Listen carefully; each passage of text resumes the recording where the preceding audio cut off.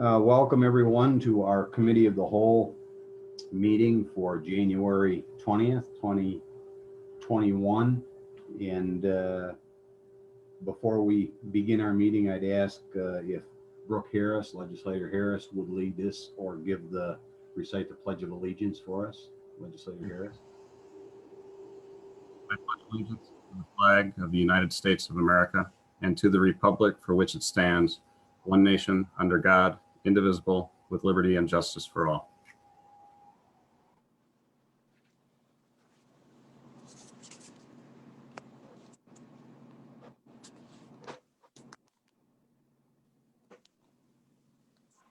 Say it again, Kurt. Sorry, I was muted. Thank you, Legislator Harris. I think I was muted on that as well. Roll call. Mr. Barnes. Mr. Burdick or Mrs. Burdick. Mr. Crandall. Here. Mr. Curran. Mr. Decker. Here.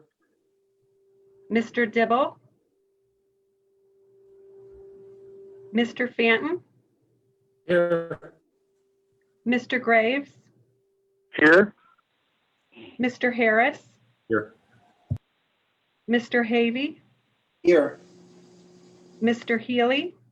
Here. Mrs. Hopkins. Here. Mr. Ricky. Here. Mrs. Root. Here. Mr. Stockin. Here. Mr. Barnes, are you with us?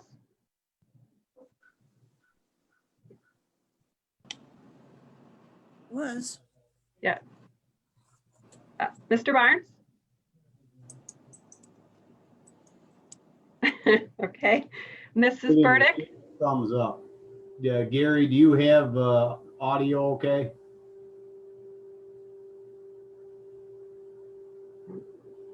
We'll come back to him, but at least we'll count him as present. Okay. Mrs. Burdick? Mr. Curran? Okay, it looks like we have 13 present. No, I'm sorry, we have 12 present, 3 absent. I didn't hear from Mr. Dibble. Was he with us? Mr. Dibble? Muted. Oh, he is muted. Well, we'll, Mute. Mr. Dibble, *6 to unmute, please. we'll get moving along with the Hello. Mr. Dibble's here. Okay. before we begin, I would like to just mention that we had word that we've lost Lee Gridley, passed away last evening, and there will be more information that will be out and in the news and that. Lee was currently heading up our, actually very involved in several committees, but planning board specifically. And our thoughts and prayers go out to Lee's family and close friends, and we'll have more information about some of the committees and that she served on, but certainly played a key part in a lot that we had going on here over the last several years and last couple of decades, I believe. Also, former legislator Roy Lucas had passed away, and our thoughts and prayers as well go out to his family and close friends. Roy served, he was on the board when I first came on, and I appreciated the insight and help that Roy gave to me as a legislator and this our board at that time. We will move on into the agenda. We have a request to amend January 6th, 2021 minutes.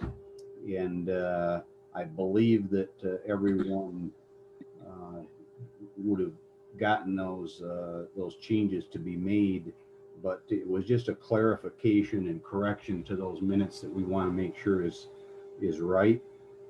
If there's any discussion about them, that can be brought up in our regular committee meeting, but we need to change the language that legislator Harris asked how many positions are tied to outside funding, and Ms. Kelly stated 1 secretary and 2 attorneys. It needs to be corrected to legislator Harris asked how many positions are tied to outside funding, and Ms. Kelly indicated that all positions with the exception of 2 attorneys and 1 secretary are tied to outside funding. And I know that in the clerk's office, they went back and listened to the recordings and clarified that. So if we could, Legislator Decker will move that. Mr. Decker, Yes, I'll move that change in the minutes. motion Second, to amend the minutes. Is there a second? Second, Dibble. Seconded by Mr. Dibble. Discussion? All in favor of this correction, say aye. Aye. Aye. Opposed? Carried. And with the amended minutes, if we could have an approval for those as amended. Stocking moves. Harris, second. Motion by Mr. Stockton, seconded by Mr. Harris to approve these as amended. All in favor, say aye. Aye. Aye. Any opposed? Motion is carried. And as we move forward into the Resource Management Committee portion, again, this would be typically chaired by Legislator Decker. So we'll give Legislator Decker an opportunity at the end to chime in and with any comments or updates, but Legislator Decker, don't be afraid to jump in if I start going off the rails in the meantime. So appreciate keeping track of me. We have a monthly report from Scott Torrey of Soil and Water Conservation.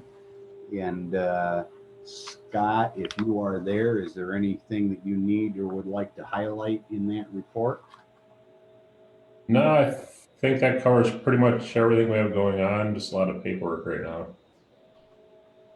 So, Do the legislators have any particular questions for Scott? Kurt, this is Legislator Graves. Yes.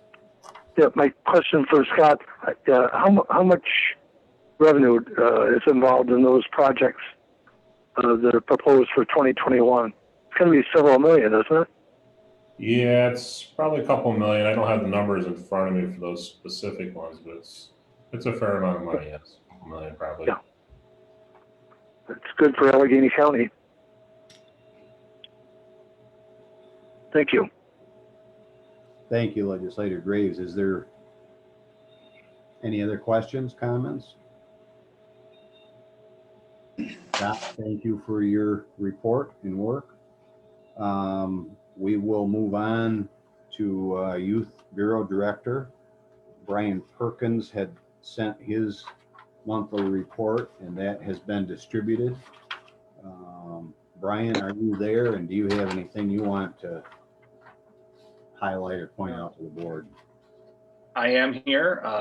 No, I don't necessarily have anything else. Kind of just trying to wrap up what was 2020 and see what's ahead of us here in 2021. So, Any specific questions that the board has for Brian? Thank you, Brian. thank you. We do have Laura Hunsberger, Cooperative Extension Director, is on with us. She doesn't seem to be moving much. You're very still. Don't worry, I'll get it. I got you. Anyways, you sent your monthly report in, and is there anything there that you feel we should know about or you'd like to highlight? Not this month. Is there any particular questions for Laura concerning her report? This is Fanton, and I was impressed with the pictures of the hydroponics at the SIO Central School. That's really an amazing setup. It is a nice setup. And ironically, I just, as a New Year's resolution, I purchased one for myself. So I'll have some sympathy for what the students are going through, getting those plants up and going. So, but Thank you. It's neat. I know that Belfast has a setup in utilizing catfish and growing lettuce Yes. production there. Are there other many other schools, Laura, that you're aware of in the area, or is this are those the only two like that utilizing this technology? There are several. I believe last year, I can send an update to this. I know that several schools, Bolivar Richburg has at least one of the setups. I'm not sure about Wellsville, but there were several, what they're called, grow towers that were purchased for the schools through grant funding.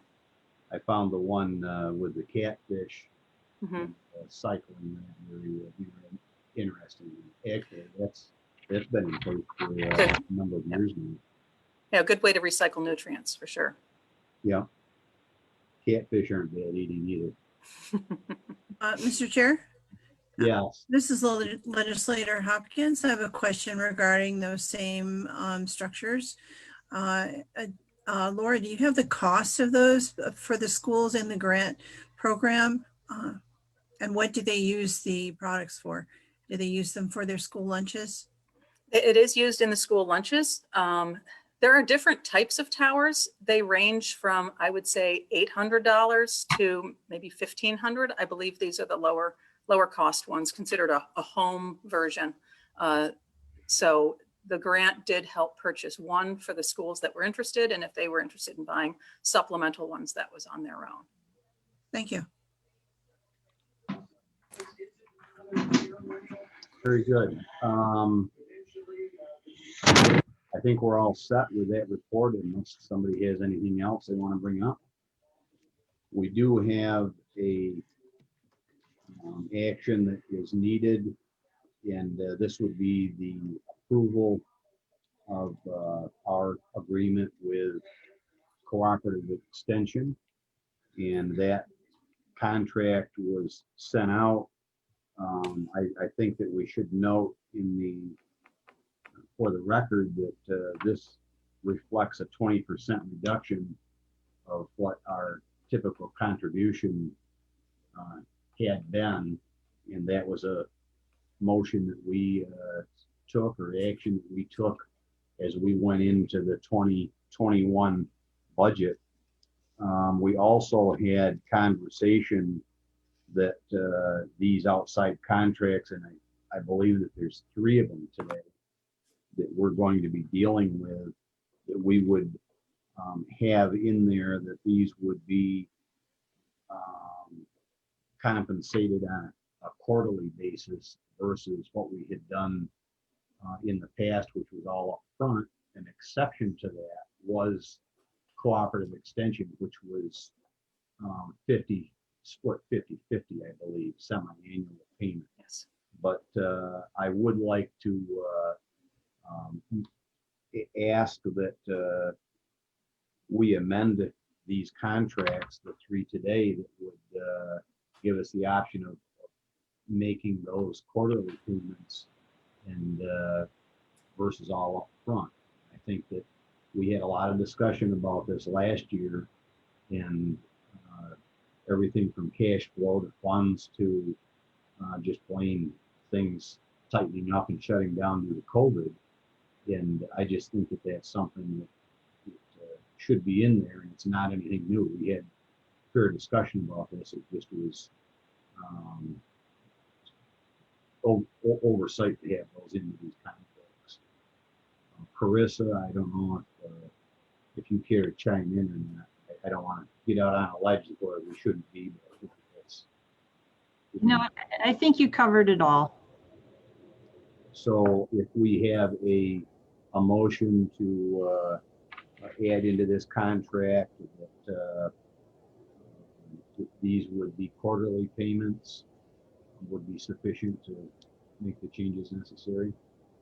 I think so. Stanton will move that. Seconded by Carl Graves.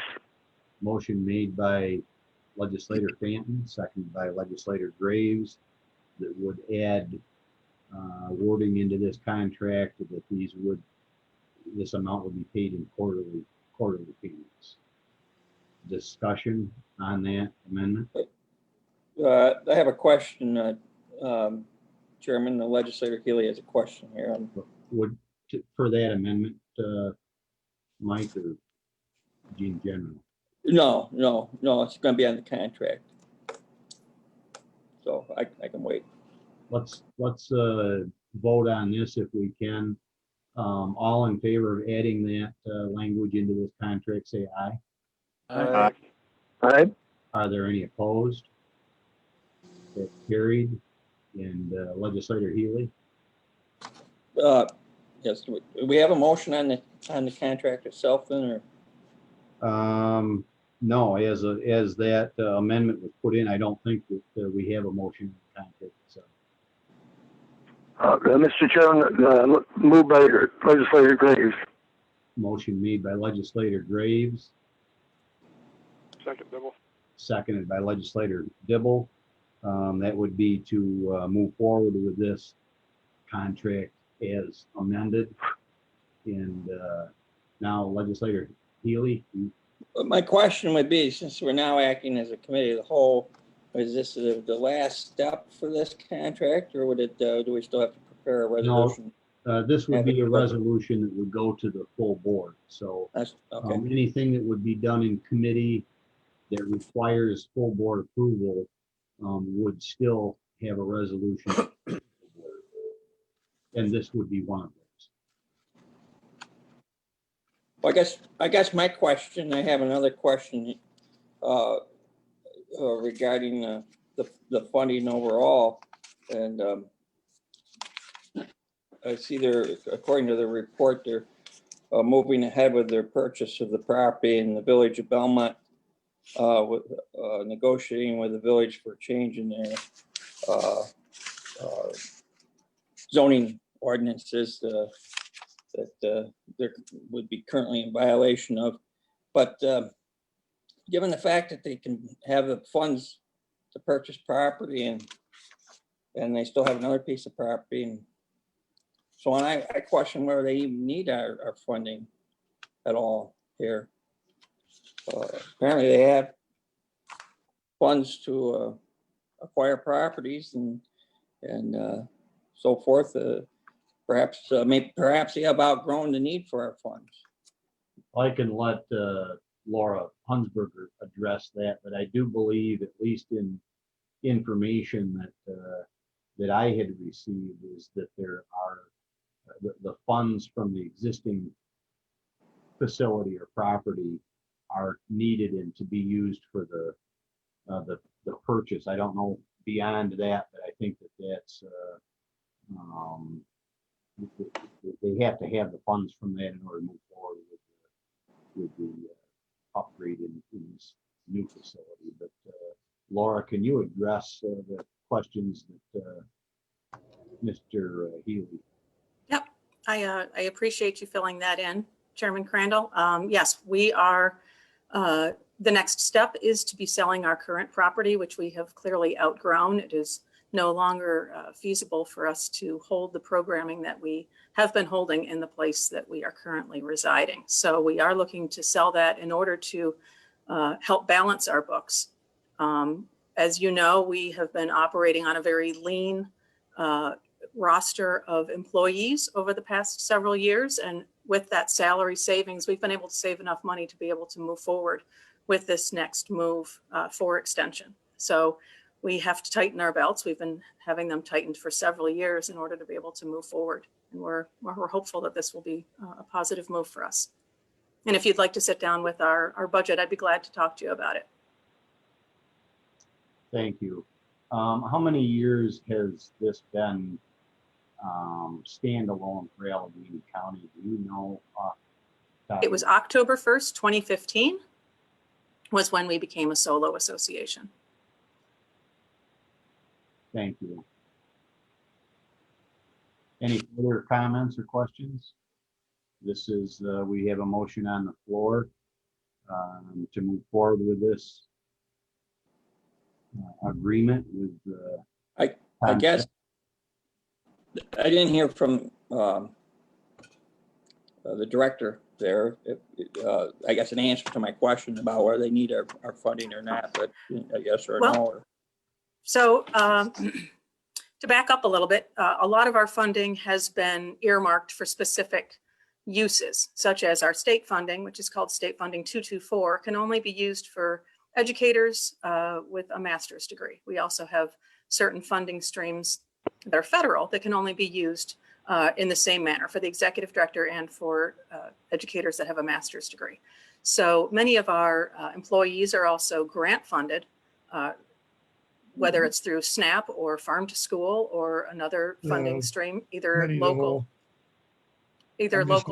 or federal or state. So the funding that we do get from the county has been allows us to hire employees that are not covered under these other funding streams. It allows us to pay our utilities. It allows us to be more nimble when it comes to emergencies such as COVID, to be able to have employees, help out at food drives and dairy drives and work in different areas within the community. So we have been very reliant upon our county funding through the entire 100 years that cooperative extension has existed in Allegheny County. So yes, moving forward, we're very reliant upon our local funding.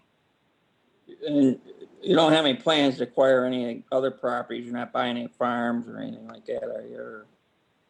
Not to my knowledge. Do you have any farms that you want us to buy? It would be great to have a research farm. That would be a wonderful tool. I wouldn't recommend it. Any further discussion? I can just point out that the budget was filed for this program, and I believe it was distributed to all the board members last week. Yes, I received my copy. Thank you.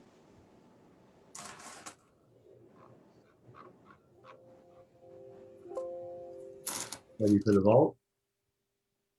All in favor say aye. Aye. Aye. And are there any opposed? Motion is carried, and this will go, move on as in resolution form to the full board at our next meeting. Thank you, Laura. Thank you very much.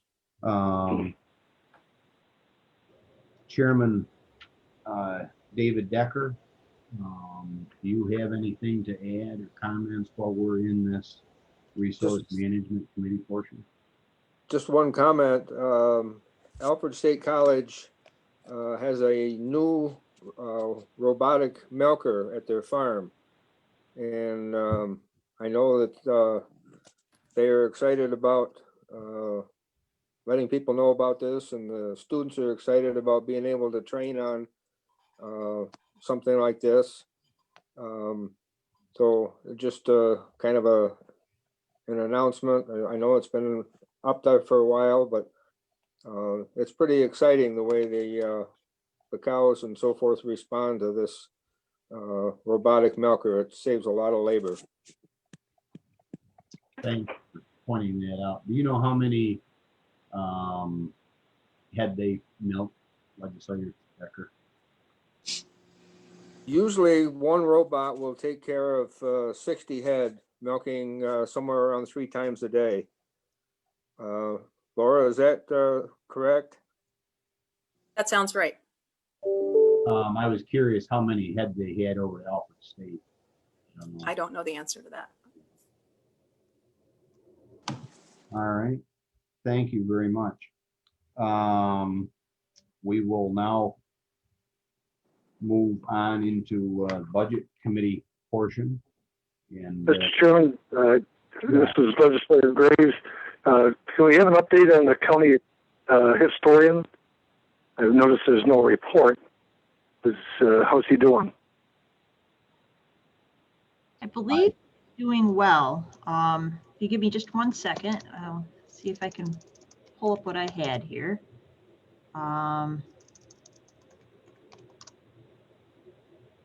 Let's see.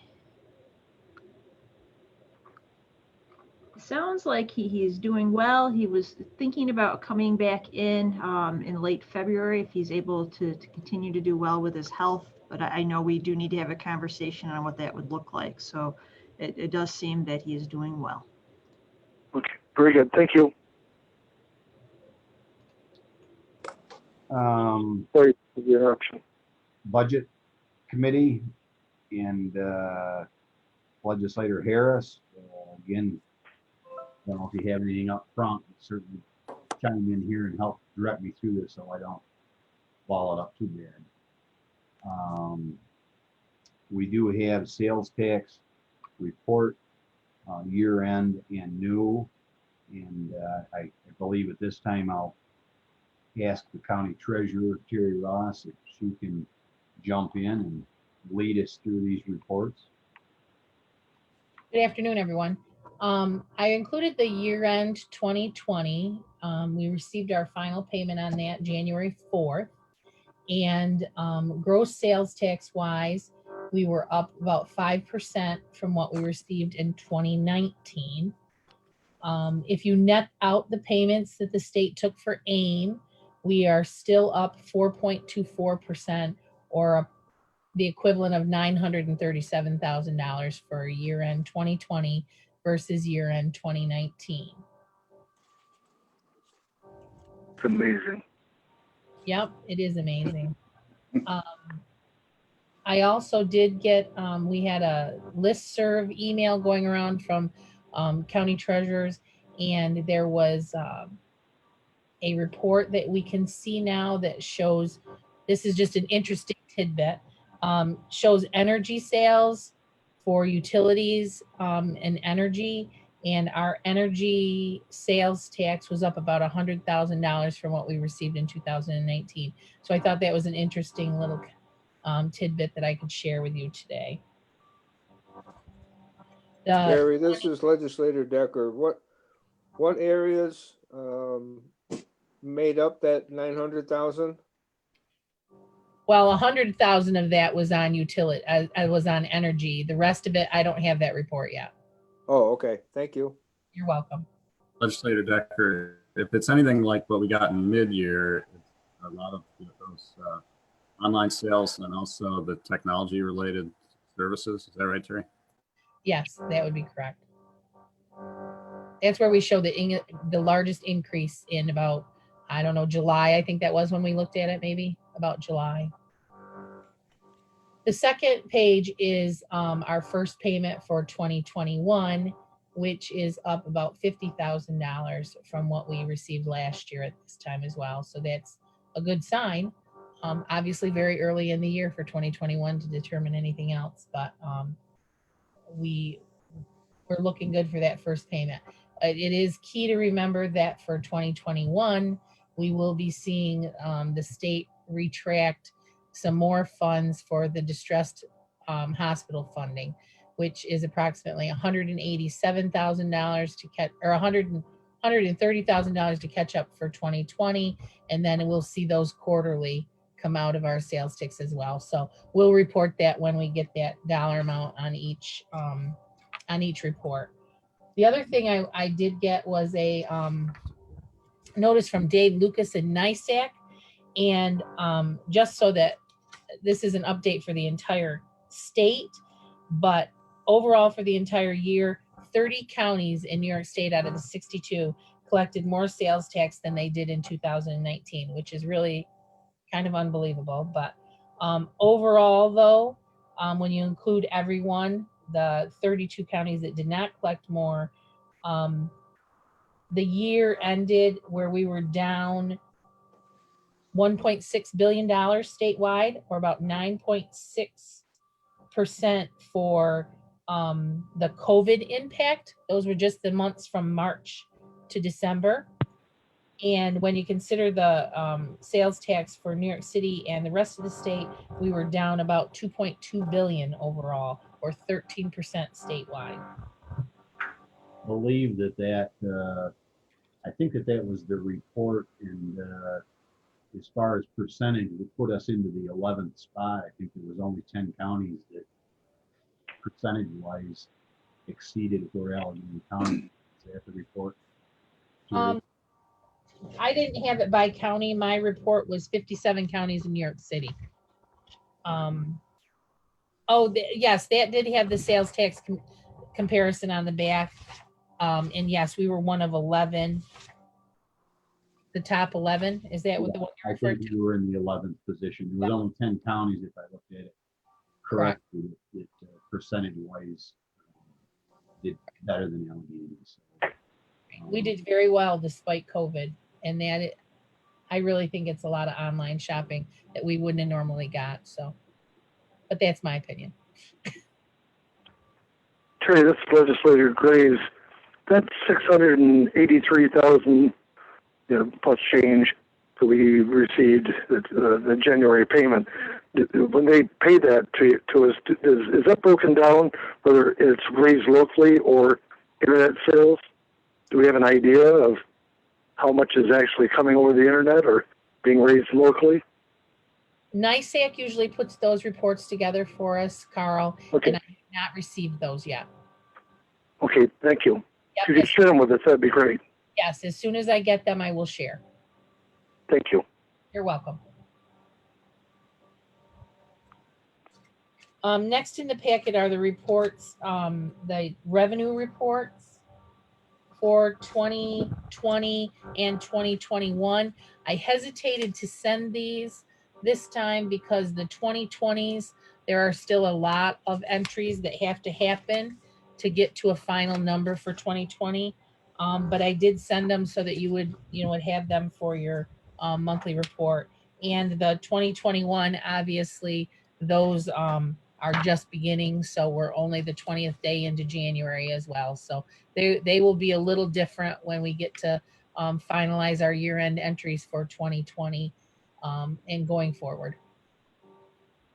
Terry, as we look, you work to close the books on 2020, and I know from in the past, I've been one always to tease on how, where we are, how's it looking, and so forth. And you're really, you're a couple months out yet, probably, before you really get a final figure on that. But reasonably fair to say that we should be ending in the black and on the okay side of the balance sheet for 2020 without having those specifics. My crystal ball thinks that we're in good shape. Every department did a great job this year with holding off on spending if they didn't need to do it, and still receiving the revenues that they had, against any kind of expense that they did have. We are still putting together the final information for any kind of a FEMA claim we can make. Departments, the information is due to us in the treasurer's office here by January 25th with a couple extensions.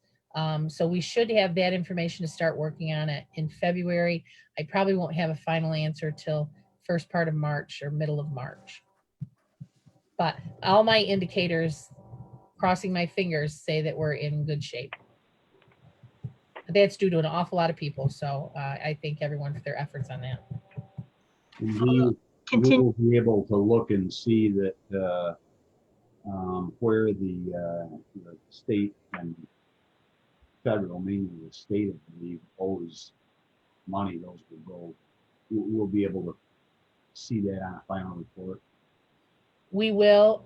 That probably will not become available until the state has a budget in place and they decide if they are going to send us the balance of the 20%, or if it's only going to be 15%. We'll have, it's a wait and see deal at this point, based on what the governor said yesterday. Terry, I had a question. you know, it sounds like we had a fairly decent year with sales tax, but that alone doesn't account for what you're seeing with the year end. I mean, I think really those contingency budgets that all the departments worked really hard to implement and the savings seen there, I mean, that is really what put us over the edge on this year end stuff. I mean, I know you're still not done calculating everything, but it's looking promising so far due to everyone's hard work, correct? Absolutely. Yep. Absolutely. Well, I think as we had talked and actually our last meeting put into place on the keeping the brakes on unnecessary spending, even, thank goodness that we ended up with, or we did with the sales tax, but there's a long way to go before we are out of the woods on this or know truly where we stand with some of these payments in arrears and so forth. Yeah, because we need to remember that sales tax is just one revenue we get. There's an awful lot of things that changed in 2020. I don't like to pinpoint one over the other, but there was an awful lot of things that changed. One of the biggest things that changed was the housing of the inmates in the jail, which is revenue that we usually count on, and we just couldn't count on it this year. So I'm thankful that we did see an increase in sales tax and that did not go under, but that certainly doesn't make or break our budget. So there's an awful lot of factors that play into that. And we still don't know how we'll end up with state aid as well. Correct. Chairman, Any Mr. Dibble. particular questions or comments for the treasurer? Mr. Chairman? Yes, Mr. Dibble. Mr. Bill Dibble. Hey, just you heard me before, but this county doesn't have any cities, and we took over a lot of town programs that we fund. And now the governor's taking the income from sales tax to give to the towns through the Ames program, so it raises our property taxes, plus the 20% withholding state funds. Nice if they'd realize this and adjust that. Maybe we could lower property taxes, but we can't do it what the state's doing to us. Hopefully the state government will turn some of this stuff around. Just a comment. Thank you. Well, in a good comment, I think that we all are with you and appreciate that. Any other comments or questions for the treasurer? All we have heard. This is Legislator Barnes. Can you hear me now? Yes, we can, Legislator Barnes. I've been here all afternoon, but I had to switch to my iPad. Something went wrong with my microphone. You were So anyway, unusually quiet. We knew it was technical.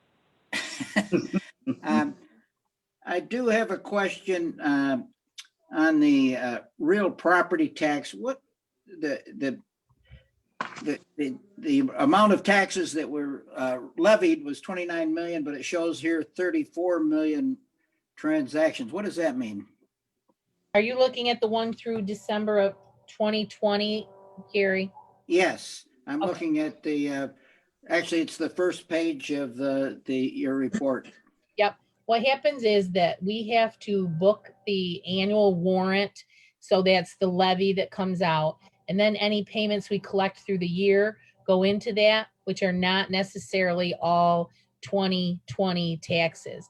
All the delinquent taxes go in there. And there's a big entry at the end of the year that we pull out and extract that difference from. So in the end, that has a year-end entry that we have to book for uncollectibles. We book for other years, and that has not happened yet, Gary. Thank you. You're welcome.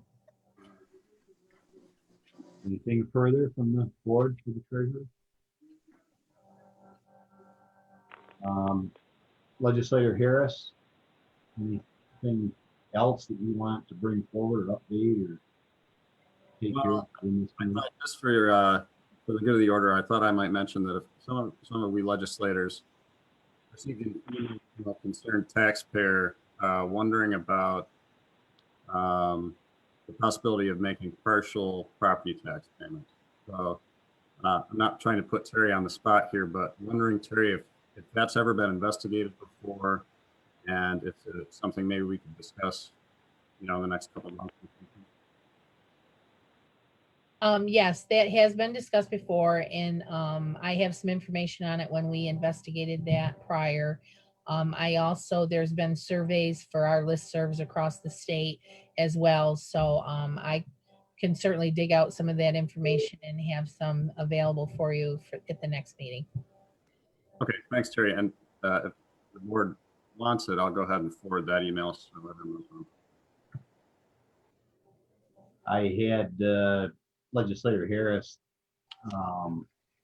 for you and the rest of the board, so you know, I have it's a half-hour radio interview that's periodically done, and that came up. It had come up in the past, but I said there was nothing in the chute at the moment other than it had got looked at, talked about before. But it does come up, and it comes up this time of year, and we can look into it a little further and see if things have changed. I think that obviously it affects cash flow, and it affects different how things are treated in the treasurer's office and how build and the work it creates. But certainly worth looking into. We'll see what the treasurer comes back with for information. Yeah, and Terry, while I'm thinking about it, if you could maybe, it doesn't have to be exact, but it'd be interesting to know if interest gained on partial payments would be greater than or less than penalties and interest we charge on delinquent taxes. Okay. Thought if I, Mr. Chairman, Stockton here, if I thought if partial payments, that's going to make a big difference to the town clerks that collect the taxes in the towns, because it's all in one bill. And if the town is getting 100% and the county's only say 50% in the first payment, then I just started thinking right away, how's that going to work in the local office? But just a thought to consider. It definitely affects the municipality that collects, because the county does not collect for the first 3 months. So it puts burden on the town tax collector. If you're going to do a true partial payment, it has to start with towns. And then you have to get all 29 towns to agree to that.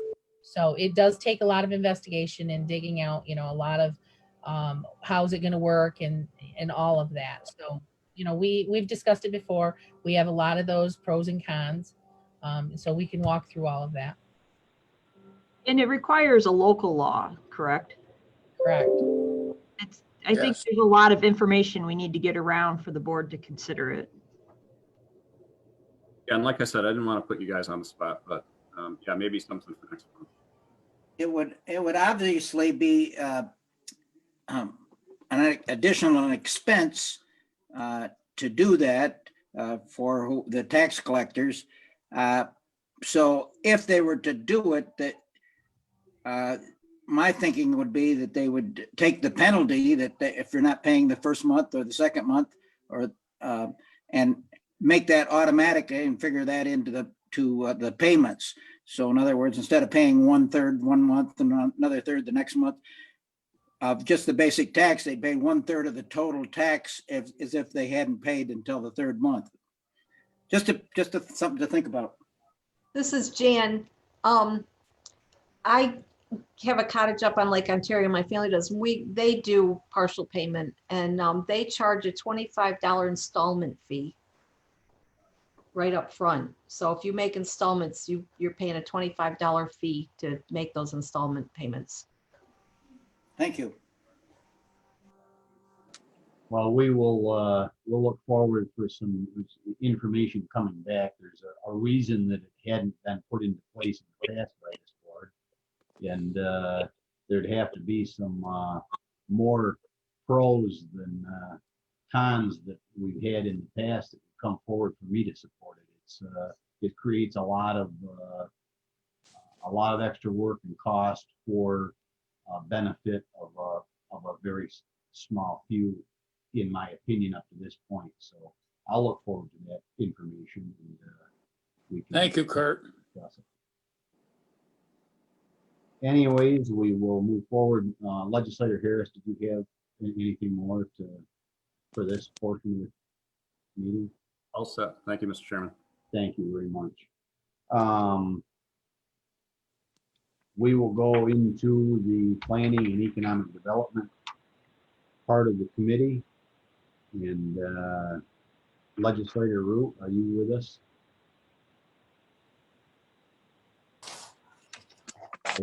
Yes. All right.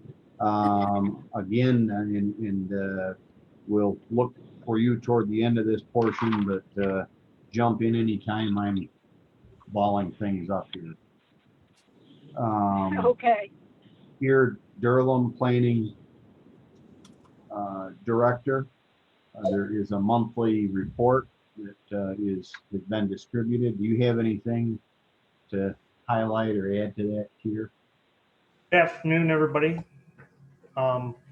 As Kurt started the meeting with a note that the planning board chairman, Lee Gridley, had passed away last night. So we have postponed the regularly scheduled planning board meeting that would have been happening tonight to next Wednesday.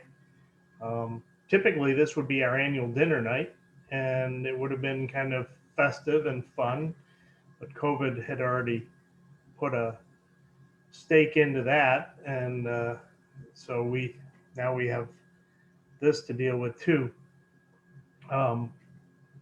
We did have quite a few things on the agenda, and so we will do that next week. Town and Village of Cuba Comprehensive Plan, Michelle Denhoff has been leading the way on that project to assist the town and village with creating an updated comprehensive plan. They previously had a strategic plan for the village from 2010, and give kudos to Michelle for all her hard work with the team over there in Cuba. They currently have a public hearing scheduled for February and are doing their seeker. We're assisting them go through that process. We got word that the local waterfront revitalization plan project that is being led by the village of Wellsville, but includes all the towns pretty much along the river from Pennsylvania all the way up through Hume, is starting in the next 30 days. They're having their kickoff meeting with the stakeholders. I believe it's February 11th. So that's good. That's an 18-month project, so you'll be hearing updates as we go along. We've completed the Western New York Wilds Style Guide with Mason Marketing, and that gives us how to go forward with advertisements, guides, stationery, billboards, signs, and many other things are in there. And we have templates for all those things now, so that we will start to have a systematic look to what we are putting out for both tourism and economic development. And lastly, I'd point out we've been asked to assist the county administrator's office with two unexpected and potentially large projects. One is that the state requires a new pandemic plan to be drafted. The draft is due the first week of February. And also the police reform plan that applies to the sheriff's office. We're getting information and trying to work with the sheriff's office on that to move forward to get that done also, because that's another state mandate that we're assisting the county administrator with. So that's my report. There's also a MOE in your packet to carry over the grant funding that we received from the Wilson Foundation from last summer for the analysis of how to connect from Belfast down to Wellsville. We spent approximately $18,000 of the 50, and we're supposed to continue that project through this coming summer. So we expect to spend that out. But we So need to we have, do that in a week. First of all, before we get that on the floor for discussion, any particular questions or comments on Kier's report? Mr. Chairman, Legislator Healy. Yes. Kier, you mentioned the Village of Walsall was the lead on what was that, the trails or waterway trails or what? Local waterfront revitalization plan. It could not be the county, so the village stepped up to administrate it. Oh, okay. I thought the hospital was the. Yeah, the hospital couldn't be the applicant either. It had to be a municipality. It had to be a local municipality, town or village. So we're all working together on it, but they had to be, one of our. Okay, originally it was the hospital though. Okay. Oh, yes, and they're still heavily involved. Yes. All right, thank you. Anything further on the report? And as Kier mentioned, we need to have action taken. This will go to resolution, but we're looking to reappropriate. Root will make that motion to approve. All right. Motion made by Legislator Root and seconded Legislator Barnes. by Legislator Barnes. And what this does, this will reappropriate $31,502.54 from the grant that Kier mentioned, the Ralph C. Wilson Jr. Legacy Fund grant to be spent this year. Discussion? All in favor of this, say aye. Aye. Aye. Aye. Are there any opposed? Motion is carried, and that will generate a resolution to go before the full Thank you, Chairman. board. Thank you. Anything else for Kier before we move on?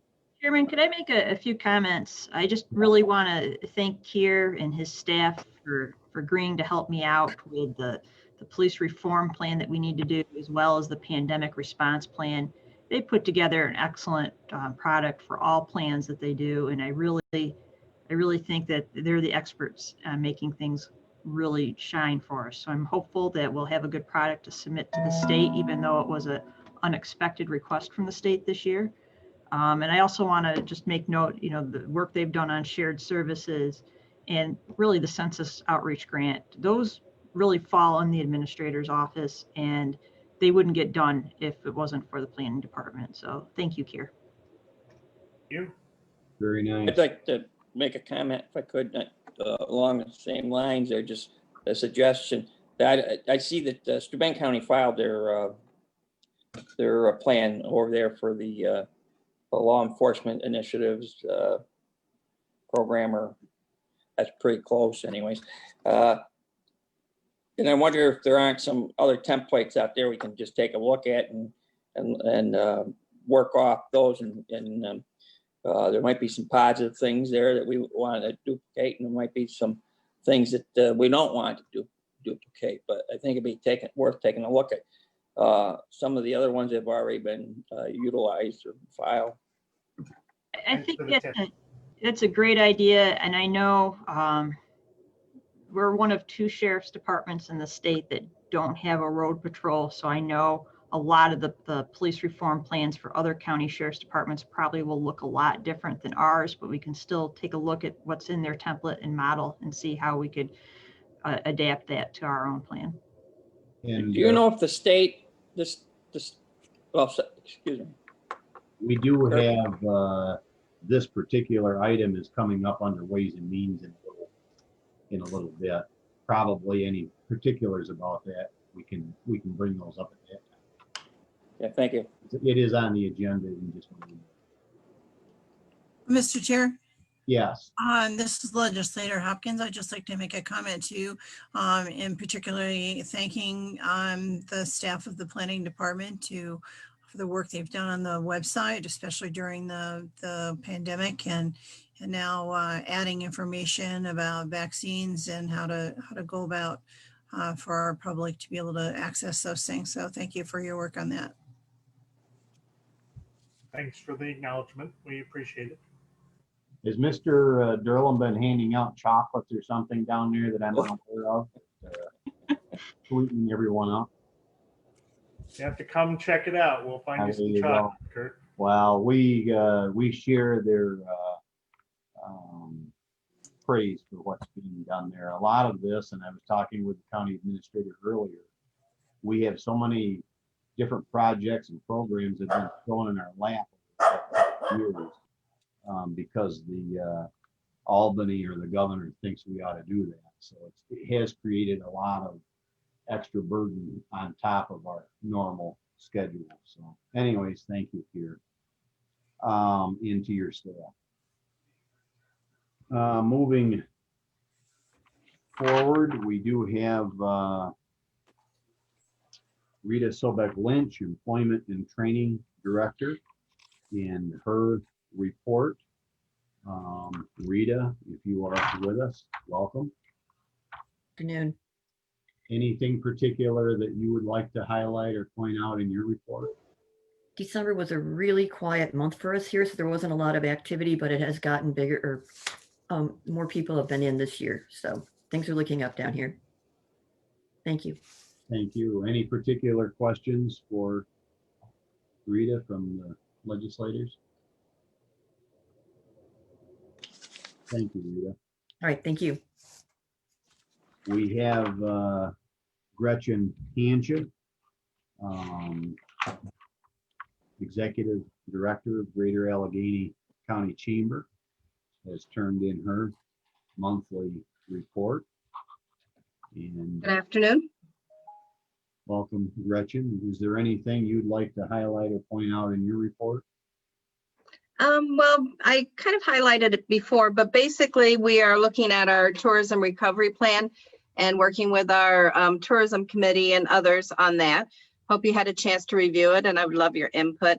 But we're also looking at kind of setting up a virtual visitor center that will tie in our visits of towns and some of the places we have there. So we're looking at that. And the other thing that we're investigating too is we've been invited for Fresh Air Adventures with Genesee, Livingston, Orleans, and Wyoming counties. So really kind of fits into what we do here along the Genesee River and that. So I think it's worth looking into and seeing if we can collaborate with their marketing plan and that. So the other thing too is a new group that I've been asked to join out of Kathy Hochul's office, is the hub group, the Health and Equality Task Force. And I think Terry Moore is on it.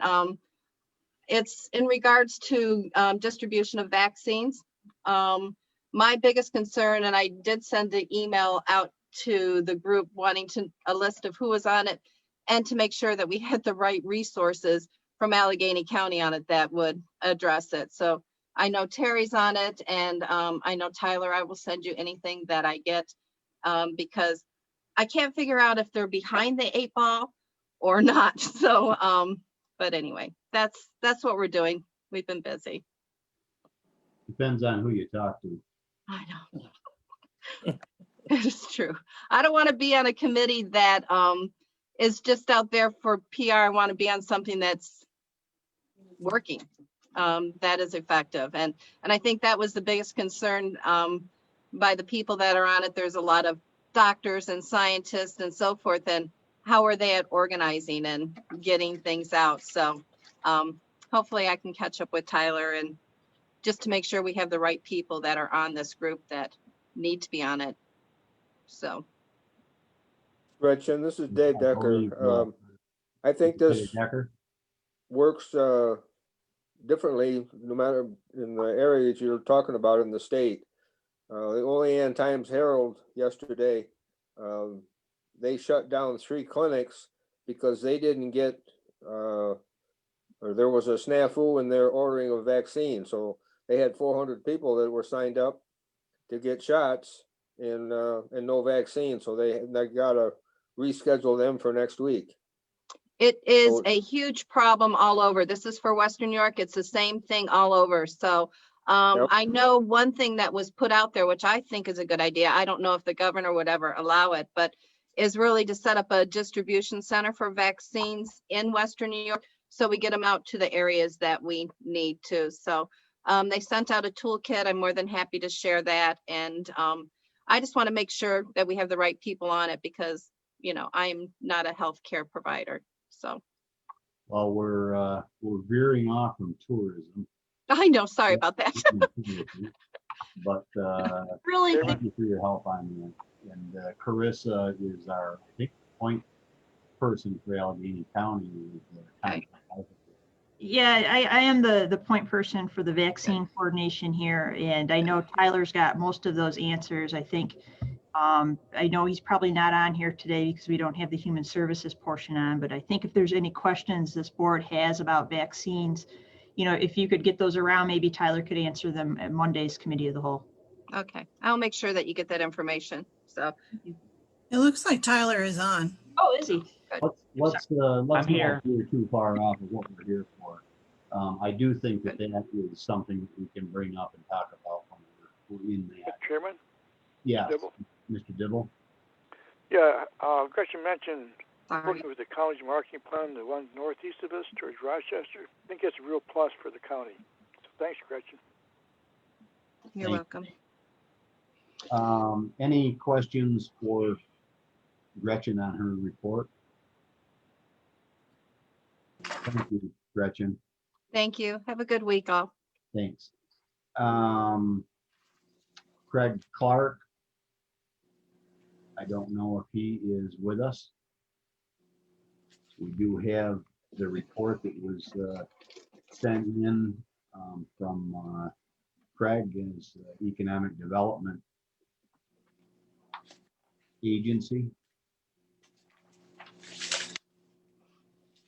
And anything that you have particulars on that need to be addressed to Craig, you can reach out directly to him. Legislator Root, anything you want to add or bring up before we move forward?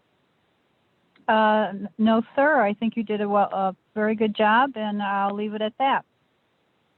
Thank you. With that, we will move into Ways and Means. Chairman? Yes, Mr. Dibble. Yeah, thank you. Think about the internet. Several years ago, we looked at something electronic countywide community bulletin board, and now we've got this fiber going on in the county. We're probably taking another look at it. Look data on the fiber. Armstrong's got 671 new connections, with 84 being signed up. The Cuba and Wallsville digs are going forth on the project. We're going through the village of Wallsville now.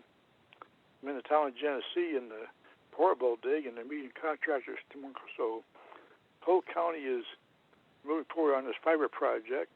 Hopefully we get that CARES Act and gets farther along. But I think we should take a look back at the concept of countywide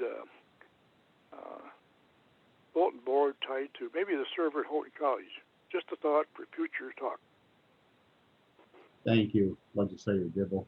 And I did not, County Administrator, I'm not sure we had anything firm come back on the funding on the CARES application, to my knowledge. Do you have any update? I don't have any update on that. I'm sorry. It's all right. Maybe we will in the future. Hopefully it'll be good news. We will move on to Mr. Chairman? Yes. If you don't mind, I'd make a comment just based on economic development there, a little bit of Craig's report. I was on my way up to Wallsville last Friday night for dinner, and it was nice. I have to comment, it was nice to see Siemens Dresser Rand building all lit up again, and that I hope everything works out for the new owners there. and the community. But it was nice to see some lights out again. Thanks for pointing that out. Are we ready to move on to Ways and Means? Mr. Stocken's been sitting on the edge of his seat, just raring to go for this portion. We're finally there. So, Legislator Stocken, again, if there's anything I start balling up too deep, please help me out. Mr. Chairman, I remember when you were on my town board and you learned everything from us very well back then, so I'm not at all worried now. I'm sure that reassures all of our colleagues. Anyways, for the clerk of the board, we do have acceptance of insurance check, and this is for the amount of $687.75. This is from NYMER, and if we could have a motion to that effect. Stocken moves. And seconds. Motion by Legislator Stocken, seconded by Legislator Fanton to accept this, and discussion. All in favor, say aye. Aye. Aye. All opposed? Carried. The next order of business, and the next two are falling under what we started with, the conversation with the cooperative extension. First is the Agricultural Society agreement. And I think that for the record, it should be noted that the amount of this contract is $6,400, which is again taking the amount of $8,000 and reducing that by 20%, which was the action of this board as we went through the budget process. And the other, if we could, I'd entertain having this amended by adding the line, inappropriate language from our county attorney's office, that this would be paid in quarterly payments, if we could entertain that motion. Benton will move that. Second by Decker. Motion made by Legislator Fanton, seconded by Legislator Decker to add in wording that this would be paid in quarterly payments. Discussion. All in favor of that amendment, say aye. Aye. Aye. Any opposed? Carried. So with that added into that agreement, if someone would like to move the amended agreement. Stocken moves. Benton will second. Motion made by Legislator Stocken, seconded by Legislator Fanton to move this forward. There is in number 3, there's a typo in there. There may be some other things like that, but there's looks like an extra 0 in 2021. We'll have that fixed as well. Discussion on the agreement. This is in the amount of $6,400. All in favor, say aye. Aye. Aye. Any opposed? Thank you. And this will move on in as resolution to the full board. Next, we have approval with the agreement with for the blind and visually impaired agreement. And again, for the record, this is a 20% reduction of what we had done before. The $10,000 amount was reduced to $8,000. And if we could also have that quarterly payment language added to this agreement as well. So moved. Legislator Decker. Benton will second. by legislator Decker, seconded by legislator Stanton to add in language making this quarterly payments. Discussion. All in favor of that, say aye. Aye. Are there any opposed? Motion is carried. For the moving forward with that contract as amended, we need a motion. I'll make the motion. Patton will second. Motion made by legislator Healy, seconded by legislator Fanton to move forward with this agreement. And again, this will go as a resolution to the full board at our next meeting. Discussion.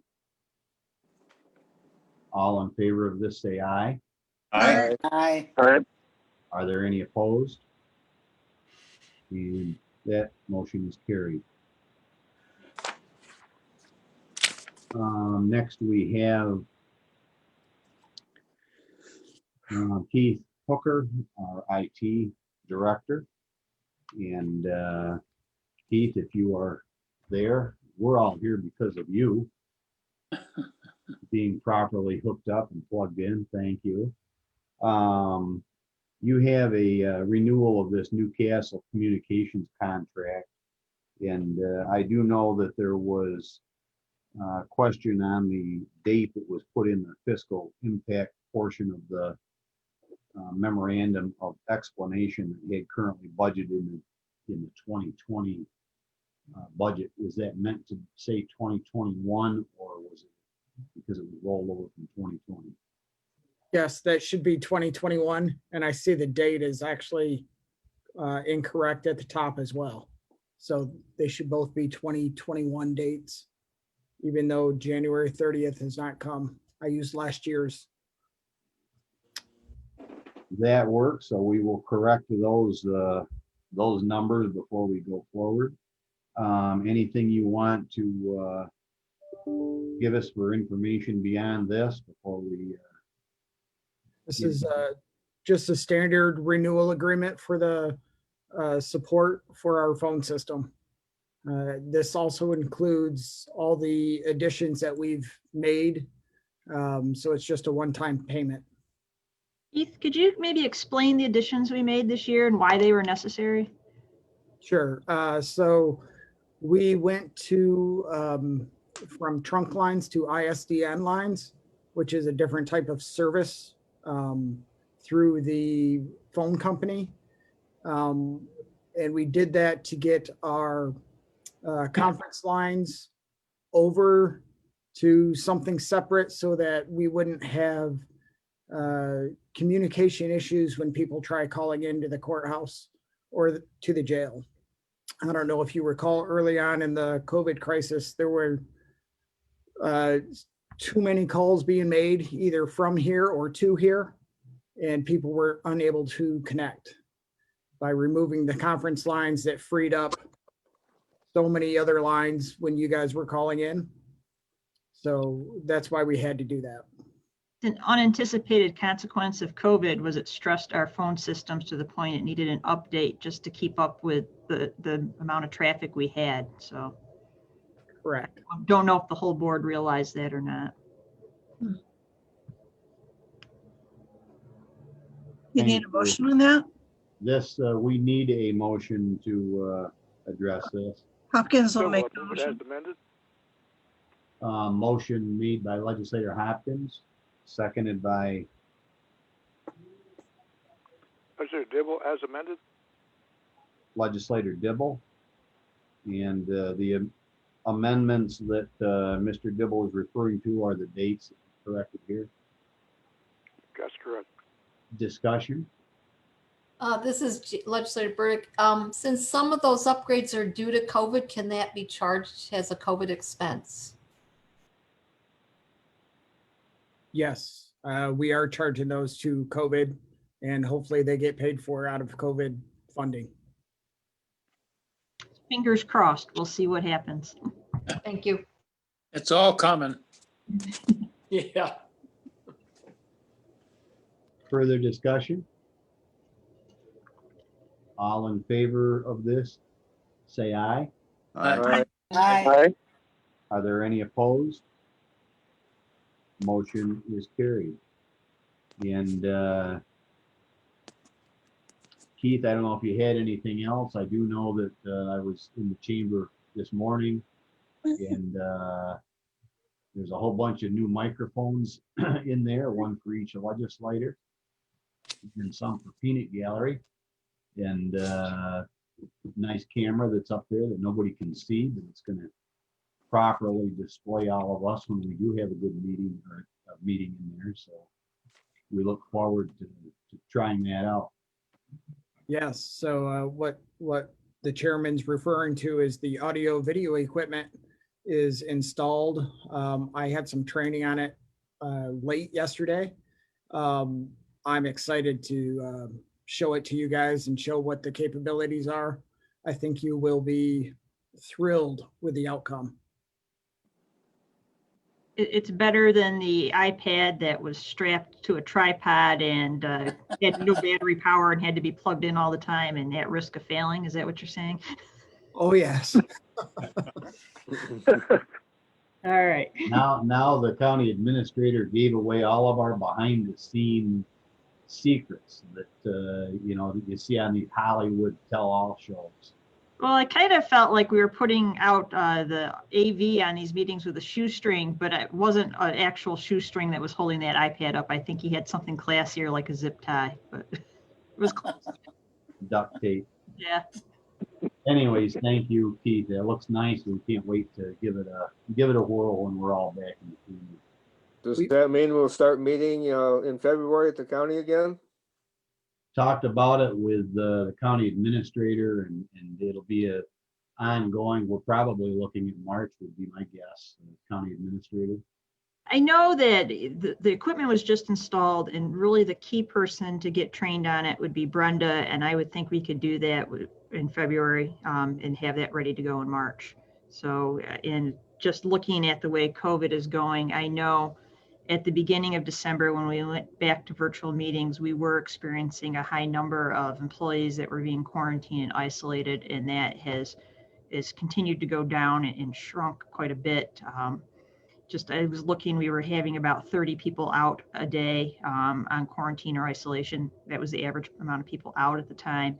Now we're down under 10. I'm feeling good about it, but I feel like, you know, it's still, the more we can do to socially distance at this time, the better. So just something to keep an eye on, both on the equipment that needs to be trained, as well as our safety and the safety of the other employees in the building. Keep people socially distanced. So. Well, Legislator Decker, your real question had to do with our coming in there and meeting versus the equipment so much. But we have had these conversations and will continue to monitor and see when, you know, when it is a decent time to come in. We have had a number of employees out, like the county administrator said. Legislator Healy here, well, hopefully we'll all be vaccinated by the beginning of March also. So which will make I don't want to say you're all old, but I think most of you probably qualify under 1B, I would guess. You're profiling us. Yeah. All right. Anyways, we are up to the county administrator of Ways and Means, and there's a budget adjustment for the Accelerated Transit Capital Program. Carissa, do you want to give us a highlight on that? Well, there are a lot of things going on with our bus transportation at the moment. Terry and I had a meeting with Ardent last week, and we went over a number of things, one of them being these fare boxes. This will put all our buses on the same system. We have not been charging fares at all since April 1st of 2020, and that was due to COVID. One, we didn't know at the time about transmission of COVID through surfaces, so we didn't want a lot of interaction between the drivers and the passengers. And two, we want to encourage people to continue using public transportation, and we knew that people's finances were going to be in question during COVID. So we weren't charging fares for all of 2020. We are looking at reinstating that soon. We think these fare boxes will make that a much cleaner process. And we're hoping to get this through and have these installed and ready to go, hopefully by April 1st of 2021. So, you know, they'll be placed on order and they should be in by March and installed, hopefully. And this is a budget adjustment. We don't need anything for the actual purchase of the fare boxes. That's a minimal cost. It's not something you would need to approve by resolution or vote. It's just a budget adjustment. This is pass-through funding. Yes. We would need a motion for this. Havey will move this. Is there a second? Motion made by legislator Havey, seconded by legislator Dibble. Discussion.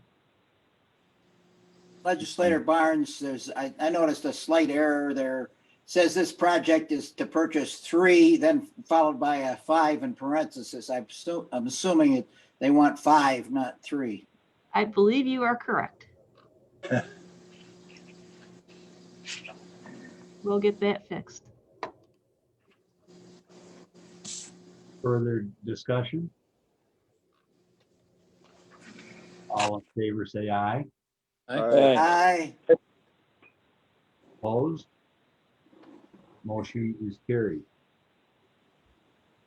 Next is what we had started to talk about or had touched upon earlier is the creation and appointment of members to the Police Reform and Reinvention Committee.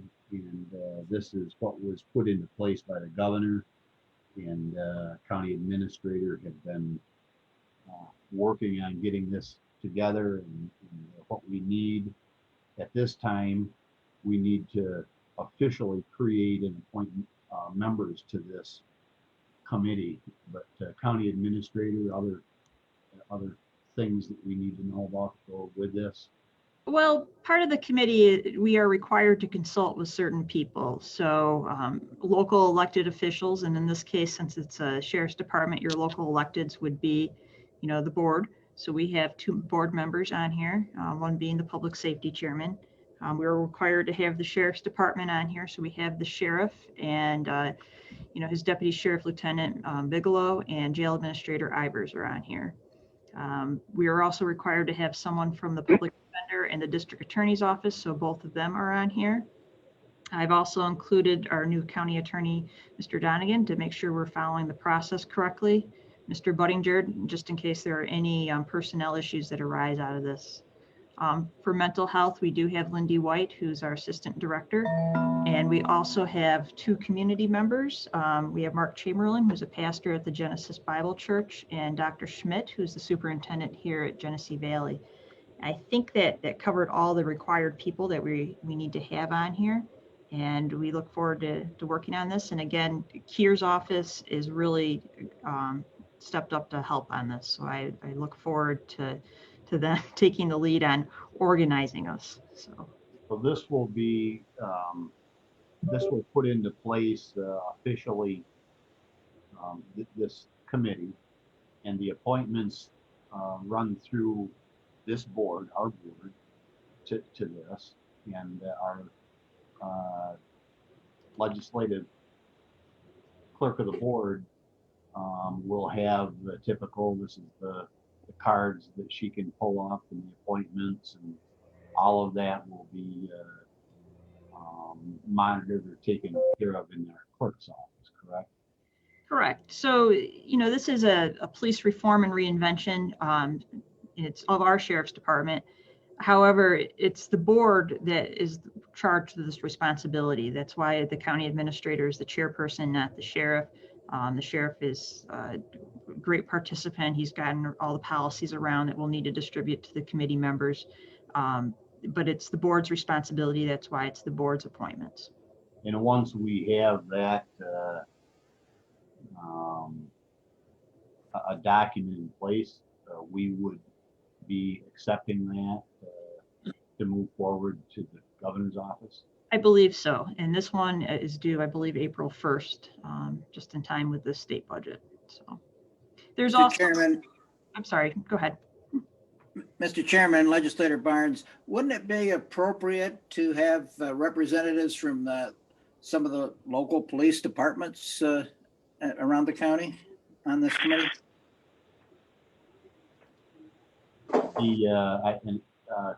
County administrator, I don't know if you can answer or address that. I believe that besides the committee members here, they're looking for feedback and information from others even beyond that.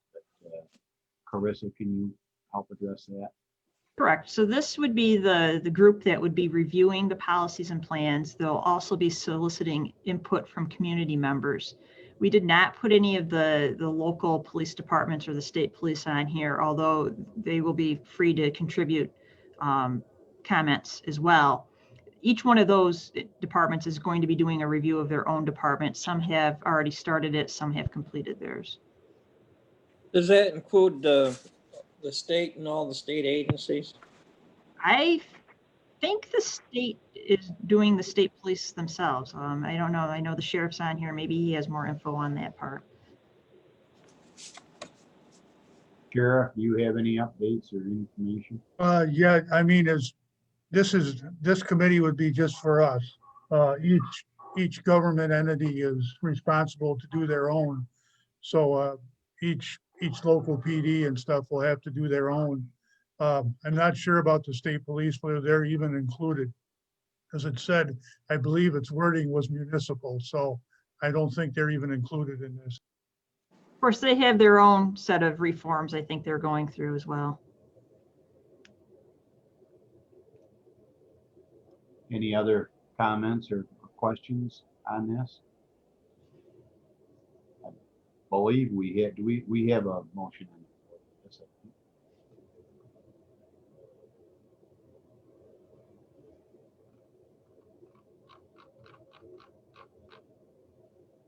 Megan or Sarah, we had a motion on, we have a motion. No, you actually have not had a motion or a second on this yet. Aha. We can take care of that right now.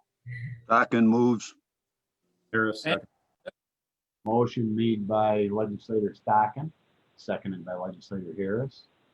Now we can discuss it. Carissa, this is Legislator Decker. When can we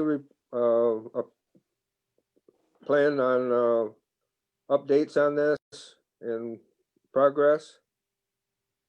Well, I would think, at our next committee of the whole on the 3rd, so the next full day of committees, I think maybe we'd have some update on the progress. I know we just got the policies around to planning to help get those distributed to the committee members. And I am asking that this come off the floor on Monday so we can have a good record of who's been appointed and get these appointments done so we can meet and start our work. Is this tied in any way with trying to defund the police? I don't believe I'd use that phrase, but I do believe there was a catch. If you did not do this, your state aid could be withheld. Any further discussion? So this will generate a resolution that's going to come before the full board, and the county administrator is requesting that we take this off the floor and at our next meeting, since we won't have time for pre-file. Ready for the vote? All in favor say aye. Aye. Aye. Are there any opposed? Motion is carried. Thank you. In this portion of it, County Administrator Knapp, do you have anything more to add? Nope, I just, I think we're ready to start.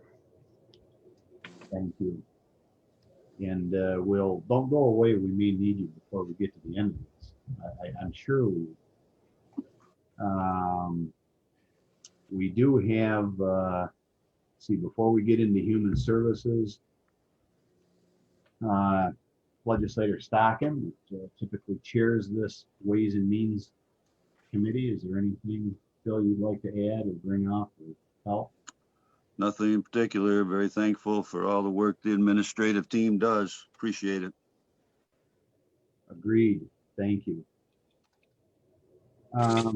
Under Human Services Committee, we have a special request, and this was not time enough to wait for the regular scheduled Human Services Committee meeting, that we're able to take care of it today.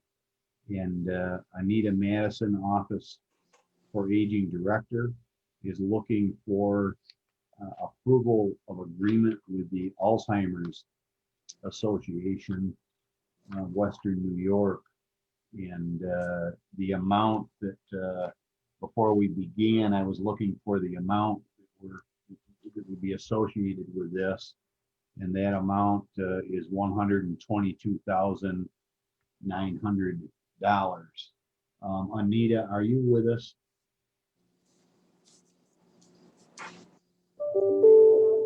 Not seeing Anita there. We will, I'll look for a motion to get this on the floor if we can. Hopkins will move it. Vertical second. Motion made by Legislator Hopkins and seconded by Legislator Burdick.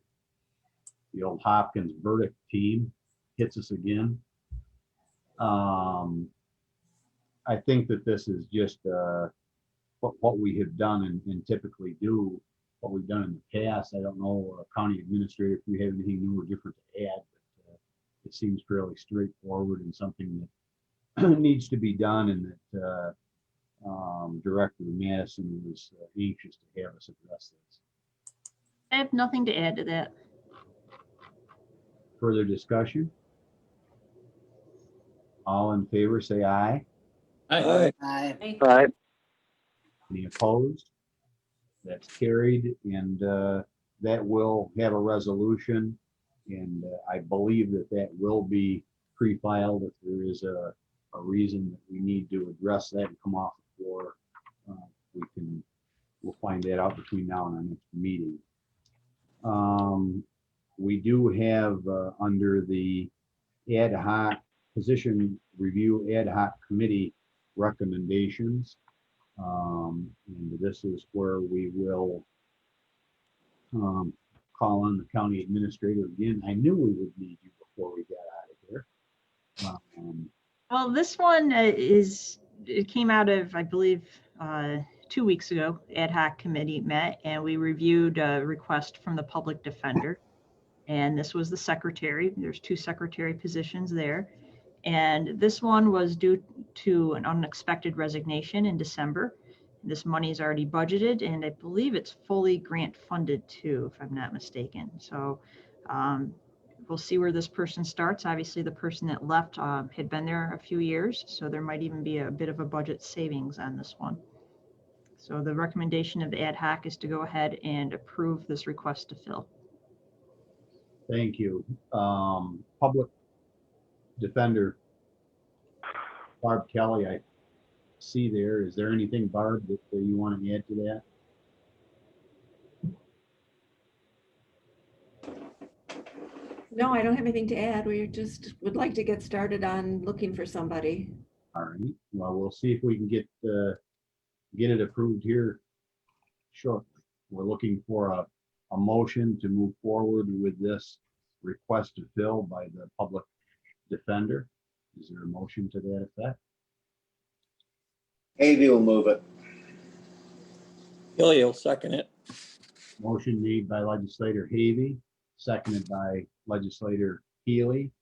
And this, just a reminder to the board, as these requests have come in, according to our direction, they're going to the position review ad hoc committee and looking for their recommendations. So this has taken that path and has come back as a recommendation by that committee to move forward with this discussion.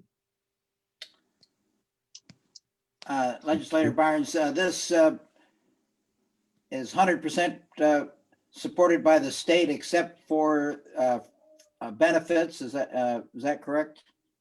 Well, it's a little complicated because the prior person who held this position didn't use the county health insurance. She had it through her husband.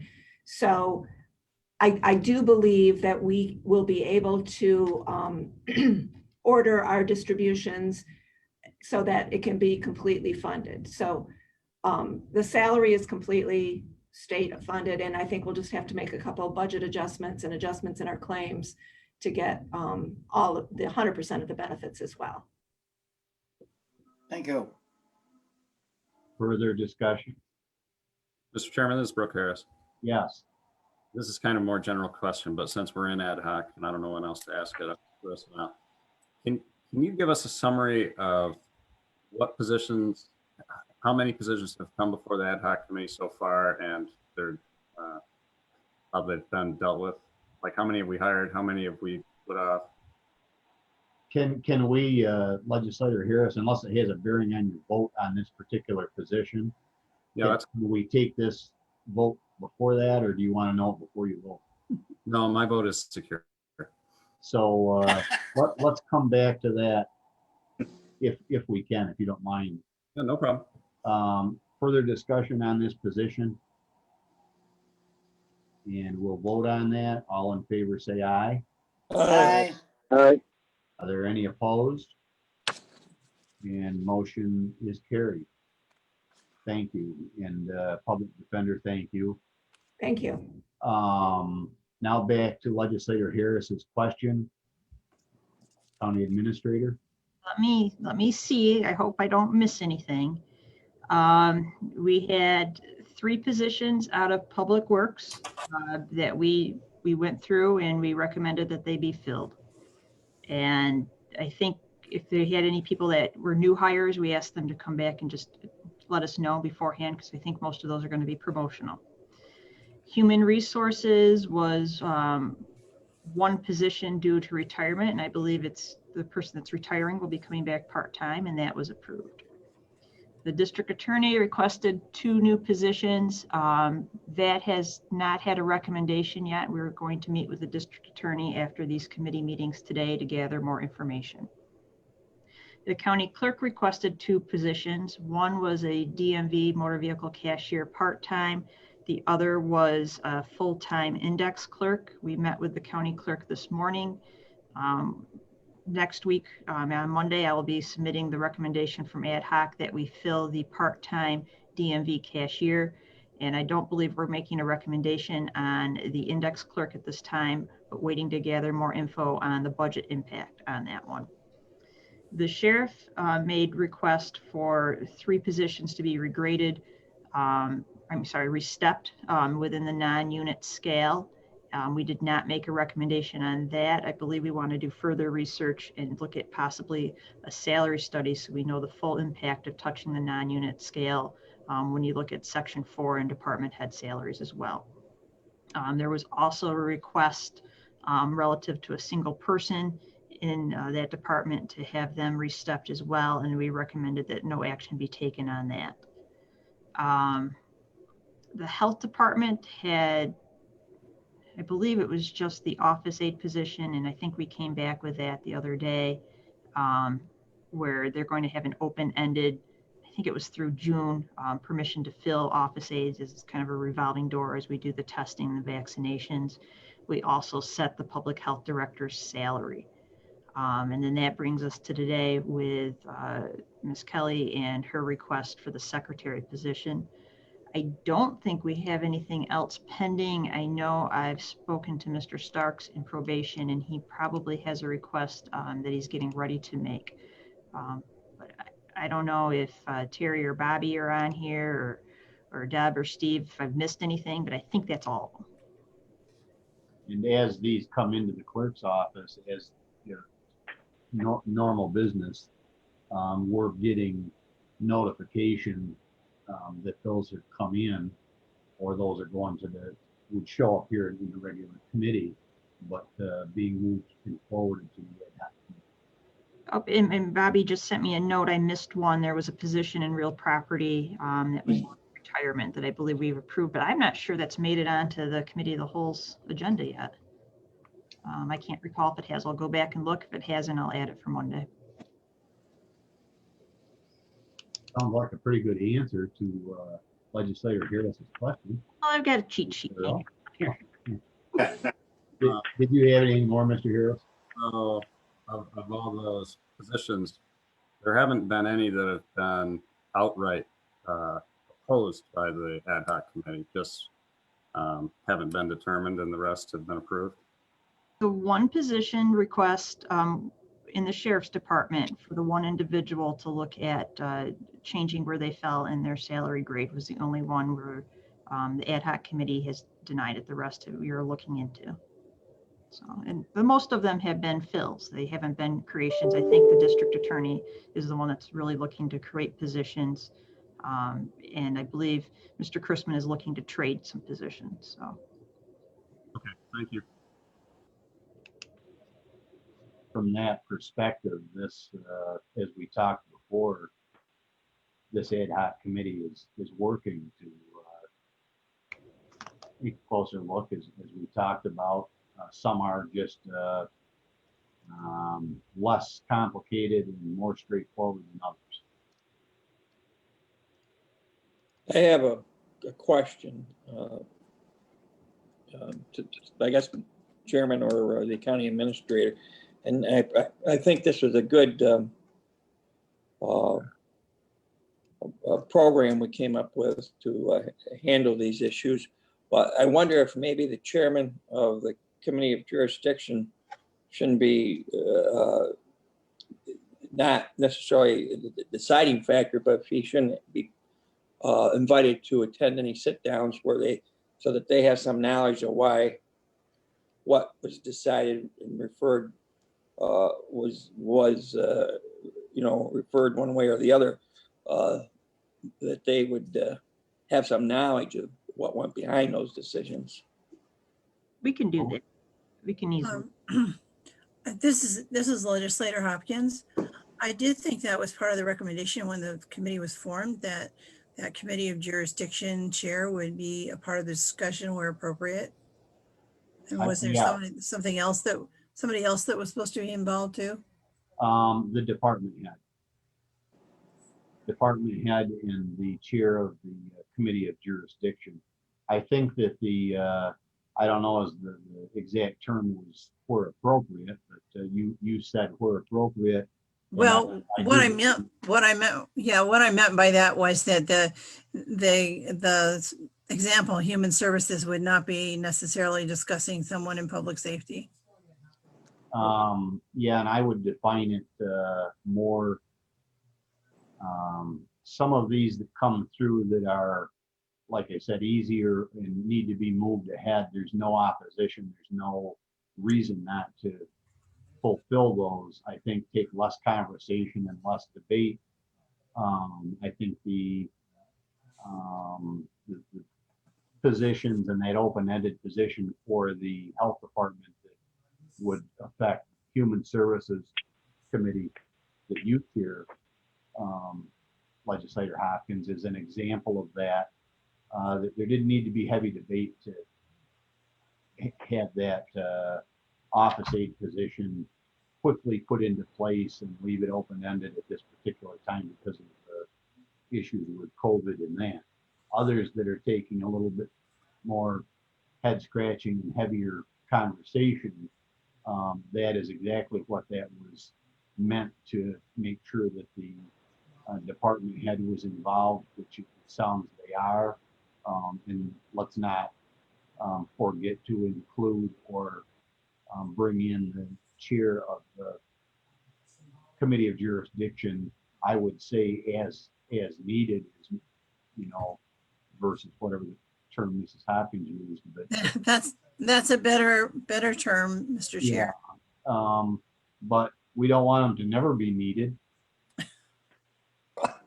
Also want to make sure they're aware of the discussions that are taking place too, right? Because communication is key, and they are the committee jurisdiction. So even for the easy answers, I think we could probably give them a heads up of what's going to be on the agenda before it's on the agenda.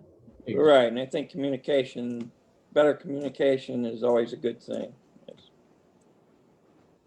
We can always Zoom each other.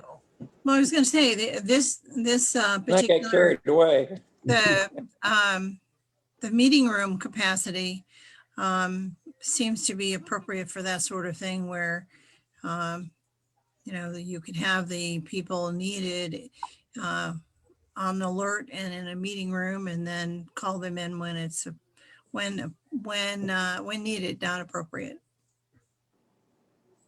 Thank you. Good comments. Anything else under the, what we're discussing, this ad hoc committee? County Administrator, do you have anything, or we're good? Well, we have drafted kind of an outline of how the process works. I just wanted to clean that up a little bit before I circulate it to the board members. We had a department head meeting last week. Not all the department heads were able to attend, but most of them were, and I did outline the process. We also have updated the request to create and fill form, so it's a little less confusing. There's no need to have my signature or Bobby's signature on there if it's going to ad hoc and we're both sitting on ad hoc. So we were trying to clean some things up and get a final copy of that around for everyone so people can kind of understand what we're doing. And again, these are just recommendations from the ad hoc, the final decision-making power list with the committee of the whole. Thank you. And as we break out of a committee of the whole meeting into individual committees that we all want to be back to here in the county office building, how things get handled at that point need to be discussed as well. If we're going to continue, and I think we talked about this, these type of positions being addressed by a committee of the whole, we can certainly do that. Or even how long you want the ad hoc committee in place as well. I mean, it's in place right now because I think our budget's uncertain. Yeah. Hopefully, at some point in time, we'll know. Very appropriate at the time, but I think any of these things that we put into place because of COVID and budget and the other that certainly need addressed. These aren't designed to be now and forevermore, for sure. We will move on. Anything under old business that needs brought up at this time? I just have one quick item for the Personnel Committee members. I know a few of them have stopped by the office, but I still need, if you have not yet signed the certificate reappointing Heather Beto as the Workers' Comp Executive Secretary, I still need your signature on that form. Are there quite a few missing on that, Brenda? About half or more. You need everybody's signature. Yeah. So if you have not signed that appointment sheet for Heather, stop in and get it taken care of, or get a hold of Brenda and make some other arrangement. Thank you. Anything under new business? Well, Mr. Chairman, Legislator Ely here. I don't know where exactly this fits in most appropriate, but as we got this police reform and reinvention committee under the state directives here, and I'm wondering what they are doing on the state level with their agencies. And I would like us to take a look at drafting maybe some a request either by resolution or otherwise, whatever you might deem appropriate, and forward that to our state reps and NISAC, intercounty perhaps be appropriate also. Requesting that, we'd like to know what the state's doing on those initiatives. Obviously, the state police are the primary law enforcement agency in our county, and we're probably at least one of the primary ones in all rural counties. And I'd like to know just what actions the state is taking along this line, because I think there's certainly some things that could be done on all levels to improve community relations. That's Legislator Healy. You're talking specifically to state police, state agency. Is that what I think? Well, they have lots of state agencies that would be considered law enforcement. Yeah. Or quasi law enforcement. Well, they have corrections and everything else. Right. So what's being done for this reform as it applies to the state police and other state law enforcement agencies? Correct. Is and we can take a look and see before we put together a resolution asking for it, if there's a link or there's something there that just says, here's what we're doing. I do not know. Maybe that is information that's available already. I don't know the answer to that unless you look for it. I know they've looked at some other initiatives like body cameras through separate legislation. I don't know where they stand, but I think we could probably find out some answers fairly quickly. Well, I think they've done some things in recent years that hinder that. They've closed their lobbies. They no longer take any walk-in complaints as far as the state police go. They also don't answer the phones locally. The phones ring into Central Command up in Batavia. And I think not too many of their officers, at least in the rural areas, live locally. Don't take up a residence as they once did. With their 12-hour shifts, which they don't find it necessary to have to live locally, which not only robs your local communities of having a positive member in their communities, but it also takes some of the best paying jobs out of your local areas in making up your social economic makeup of your communities and also your school districts. And I guess some of these things have come about over the years.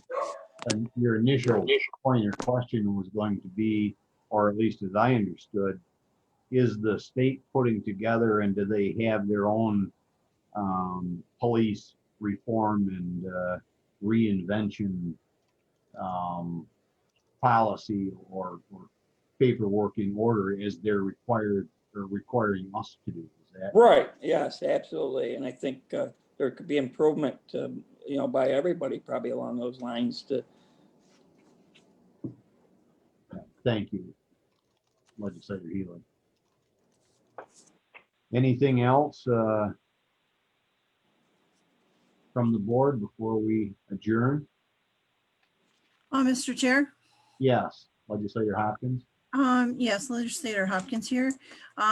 This is really just for the good of the order, but I think it's important to mention that this is a historic day in the United States of America with the inauguration of the 46th President of the United States. I think our county government is a reflection, an example of peaceful and cooperative operation of government, and that's what we look for in the United States of America.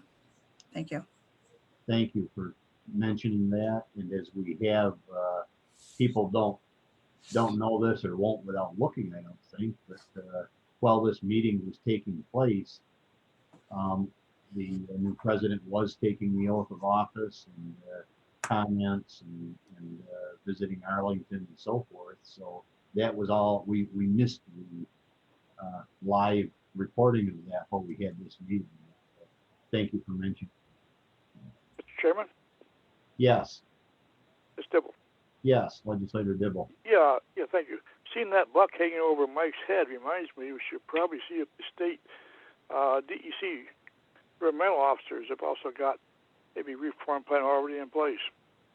another agency. That would be included in that, I'm sure, and they may be wanting to look for a tag on that buck that hangs behind legislative view. I'm afraid it might fall off the wall. It's on the back of it. There. I have one thing under good of the order, Mr. Chairman, if we're to that point. If you mentioned your radio interviews, and I've caught a few of them, and I gotta admit, most of the time it's by accident. You're the one. You're the one, huh? Well, no, but the ones I've caught have been very informative, and I know that our state leaders and I think even our congressional leader also do some radio interviews occasionally, and I'm wondering if it's not possible. I realize that probably the radio stations wouldn't want to put them out across our communication network in the live time frame like they do, because that's their radio audience. But I'm wondering if we couldn't put them on our Facebook, within a timely, duration following their airing on the public radio anyways. I think the public would find them very informative also. Thank you. I've never inquired, and actually haven't heard most of the ones that I have done, just because of the timing and when they air. So we can check on that. But, Mr. Chairman, yeah. This is the IT director.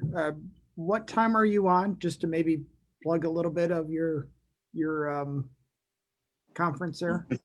I believe that it airs on early Sunday morning, like 6:30 or something, and then again Monday morning at 9:30 or 10. I'd have to check for sure. Thank you. And that those are it's a weekly show that's always on, and I know that other department heads and other elected officials are sheriff and others have been on as well. So maybe we can find out a little bit more about it. Nice to know that at least one person heard that. Anything else for the good of the order? Chairman Dibble? Yes, Legislator Dibble. Just a comment. Yeah, thank you.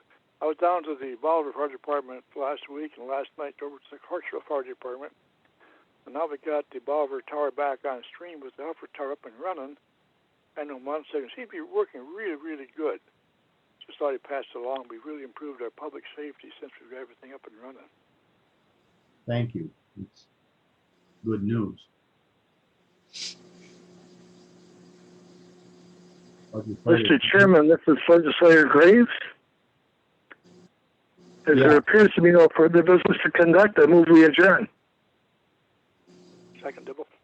Motion made to adjourn by Legislator Graves, seconded by Legislator Dibble. All in favor say aye. Aye. Aye. Go Bills. Opposed? We're adjourned. With the official Go Bills from Legislator Barnes. Nobody's opposed to Go Bills. That's right.